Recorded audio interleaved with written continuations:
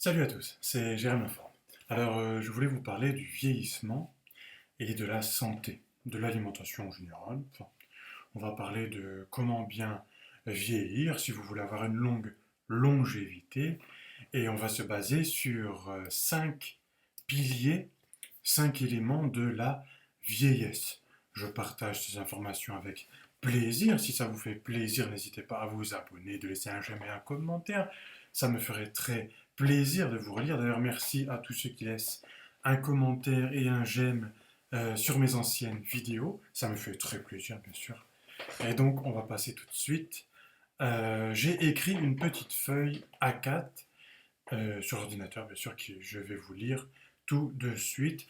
C'est un texte, ou plutôt des paragraphes qui sont écrits par inspiration de Florent Cavalet, rédacteur à la newsletter de Pure Santé, et dont je me suis inspiré, et que lui-même s'inspire des études scientifiques qui sont souvent établies en Amérique par des journaux scientifiques de médecine et des facultés d'Amérique qui sont assez performantes dans leurs études, pas toujours forcément, mais qui sont un poids assez important dans notre médecine et notre science aujourd'hui.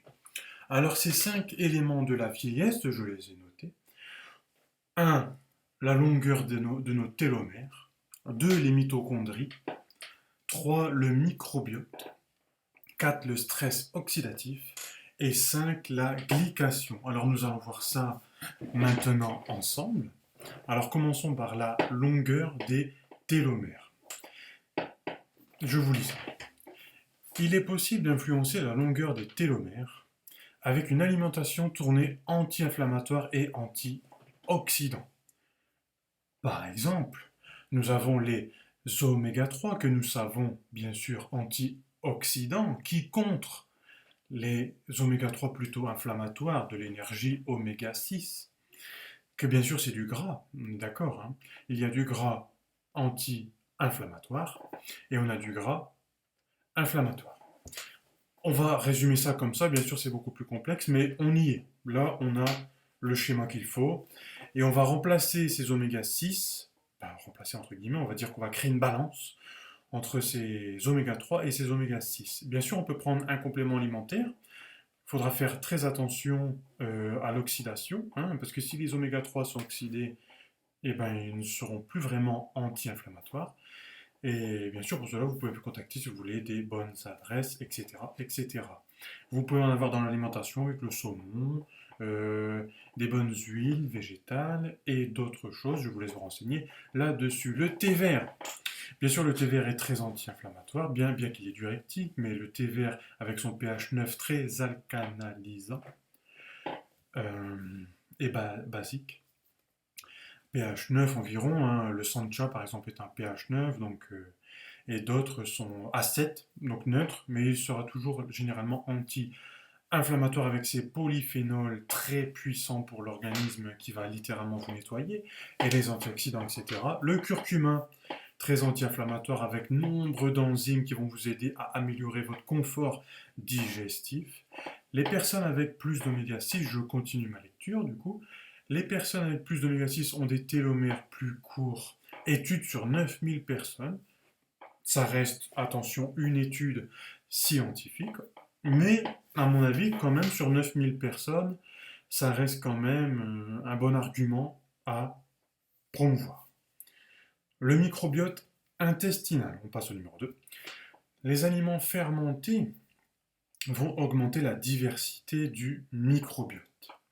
Alors le microbiote, bien sûr, hein, c'est plusieurs milliards, même plusieurs milliards peut-être, de bactéries dans notre intestin et par là, d'accord, dans notre ventre en général. Ce qui rend moins vieillissant, car les bactéries vont produire des bonnes... ils vont littéralement s'occuper de notre organisme et de notre corps en général. Les probiotiques prennent soin aussi de notre microbiote. Les probiotiques, on peut trouver ça, bien sûr, en complément alimentaire, mais on peut trouver des aliments qui sont probiotiques. On pense tout de suite au brocoli et aux bananes. On voit tout de suite que c'est des aliments très riches, qui ont un très fort pouvoir de satiété. La banane, vous la mangez, boum, vous avez plus faim. Donc, contrairement à ce qu'on pense, elle fait plutôt maigrir plutôt que vraiment grossir, hein, parce qu'en plus, elle a un index glycémique plutôt bas, parce que elle contient des sucres rapides, lents, moyens et lents. Donc ça va aller tout doucement, donc le corps ne va pas être choqué, elle va prendre soin de notre système digestif, et du coup, ce n'est pas du tout inflammatoire, et du coup, ce n'est pas du tout mauvais pour prendre du mauvais gras. D'accord? Donc le microbiote intestinal, vraiment, il faut en prendre soin, c'est la base de notre système immunitaire en plus. Donc voilà, pour en prendre soin, il faut avoir des bonnes pensées pour influencer notre deuxième cerveau qui est notre intestin, le microbiote intestinal, etc. Et bien sûr l'alimentation. On passe au numéro 3, la glycation. Alors qu'est-ce que c'est? J'ai découvert ça parce que j'avais déjà lu ça il y a un moment. Mais ça m'était sorti de l'esprit. En fin de compte, c'est un point de plus qu'on peut rajouter à notre alimentation. Alors, numéro 3, la glycation. Évitons les aliments issus de la glycation. En fait, la glycation, c'est une sorte de transformation. Vous savez que les transformations des aliments, je vous ai déjà dit ça hein, dans d'autres vidéos, la transformation des aliments, ce n'est pas bon. Des fois, on peut avoir, vous avez l'état brut de l'aliment et vous avez une, deux, trois, quatre, cinq transformations, imaginez, avant que l'aliment atterrisse dans votre assiette. C'est impressionnant quand même. Hein. Alors qu'il faudrait tout simplement zéro transformation. En gros, tout ce qui est, je continue ma lecture, en gros, tout ce qui est un peu trop grillé, c'est la glycation, grillé, comme le pain grillé, comme les frites, comme les beignets. Utilisons la cuisson douce, vapeur par exemple, s'il faut cuire. Après, si on a la possibilité de ne pas cuire nos aliments, c'est bien aussi. Heureusement, la cuisson a été inventée par l'homme pour pouvoir subvenir à ses besoins assez rapides, pour augmenter le total que nous puissions ingurgiter. Imaginons un brocoli, pardon, que vous mangez cru. Paf, paf, paf, paf, paf, paf, hop, vous allez en manger un, maximum deux, vraiment cru sans transformation. Maintenant, vous cuisez ce brocoli, vous allez l'avaler, hop, comme ça. Aucun pouvoir de satiété. Un petit peu, bien sûr. Hein. Bien sûr, le brocoli, même cuit, a un bon pouvoir de satiété, mais comparé à cru, vous voyez ce que je veux dire? Donc vous allez pouvoir en avaler 5, 6, l'équivalent de cru. Ça, c'est ce qu'on appelle le pouvoir de satiété. Donc la cuisson diminue le pouvoir de satiété des aliments. On passe au numéro 4. Les mitochondries.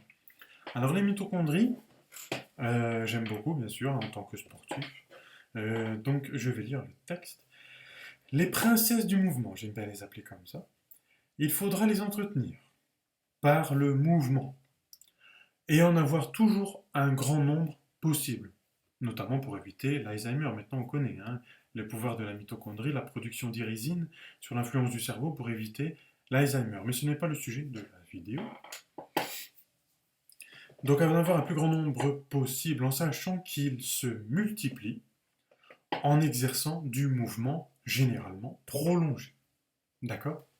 Donc plus on fait de mouvements, plus le nombre de mitochondries augmente généralement dans nos muscles. Le muscle, c'est la santé, je le dis souvent. Le muscle produit des hormones de la santé. Au plus vous avez du muscle, au plus que vous avez du métabolisme, de la vitalité et des hormones de bien-être, etc., etc. Le muscle, c'est un peu la vie. Bien sûr, ce n'est pas que ça, mais on est, on a un bon pourcentage de... J'aime bien parler en pourcentage, excusez-moi. Numéro 5, on y est, c'est le dernier. Le stress oxydatif. Et oui, les amis. Alors, le stress oxydatif, représente tout simplement votre hygiène de vie. Votre hygiène de vie. Voilà. Le stress équivaut à le niveau de stress oxydatif que vous représentez dans votre corps accumulé représente votre hygiène de vie. On entend par hygiène de vie savoir vivre convenablement, donc respectablement par rapport à vous et votre environnement, d'accord? Savoir s'alimenter, bien sûr en équilibrant la balance inflammatoire, anti-inflammatoire, en sachant ce qu'on mange et l'influence sur notre corps, bon ça, entre guillemets, se fier à votre instinct surtout, hein, on est d'accord, hein. Savoir diriger ses pensées, d'accord, pour limiter le stress, adopter un style de vie positif. Car les pensées, ce sont vos hormones que votre cerveau va vous délivrer et influencer vos émotions qui influeront votre corps et votre corps qui influencera votre esprit et inversement. Savoir s'activer et se détendre au moment opportun. Oui, parce que on dit toujours qu'il faut se détendre. On est d'accord. Mais si on ne s'active plus, il n'y a plus de vie, il n'y a plus de muscles. Et il faut activer, d'accord, le système parasympathique, mais le système sympathique, celui de l'activation du corps, doit être activé également. Avoir une harmonie constante avec soi-même, c'est-à-dire connaître ses valeurs, ses convictions et tout mettre en œuvre pour rester fidèle à soi-même et à ses convictions et ses mêmes valeurs. Voilà comment avoir la confiance en soi et réussir dans la vie. Voilà une petite feuille A4 électronique que je voulais vous partager. Je pense que cette vidéo va vous plaire. Les conseils passent bien quand je énumère de cette façon. Donc je vous remercie de m'avoir suivi. Dites-moi dans les commentaires si ça vous a plu. Si vous voulez d'autres vidéos comme celle-ci, ce n'était qu'un petit paragraphe par rapport aux nombreux autres que je peux vous partager. J'espère que mon petit coaching d'aujourd'hui sur cette vidéo vous a plu. Je me répète, c'est pas grave. Je vous aime. À bientôt et prenez soin de vous, de votre santé. Ça fera plaisir à votre entourage. Gardez la forme. Salut, ciao.